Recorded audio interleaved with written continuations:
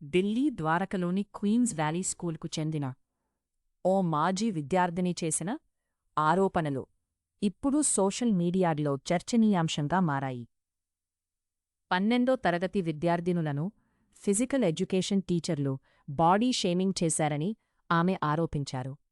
కొంతమంది అమ్మాయిల రూపాన్ని ఎగతాళి చేస్తూ ఏనుగులతో పోల్చారని, రాజస్థాన్లో జరిగిన 13 ఏళ్ల బాలికపై అత్యాచార ఘటనకు కూడా బాధితురాలినే తప్పుపట్టేలా మాట్లాడారని ఆమె చెప్పింది.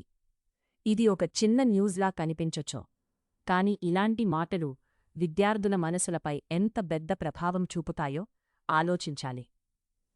చిన్నప్పటి టీచర్లు చెప్పే మాటలనే పిల్లలు నిజమని నమ్ముతారు.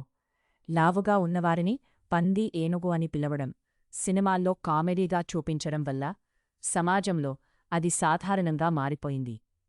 ఒక వ్యక్తి లావుగా ఉండటానికి ఎన్నో కారణాలు ఉండొచ్చు. థైరాయిడ్ సమస్య, బాడీ మెటాబాలిజం, ఆరోగ్య పరిస్థితులు లేదా మరేదైనా కారణం కావచ్చు. ప్రతి ఒక్కరి శరీరాన్ని తీర్పు చెప్పే హక్కు మనకు లేదు. టీచర్లు పిల్లలకు జ్ఞానం, ధైర్యం ఇవ్వాలి, అవమానం కాదు. ఒక కలుపు మొక్క మంచి వాతావరణాన్ని చెడగొట్టినట్టే ఇలాంటి ఆలోచనలు సమాజాన్ని కూడా ప్రభావితం చేస్తాయి.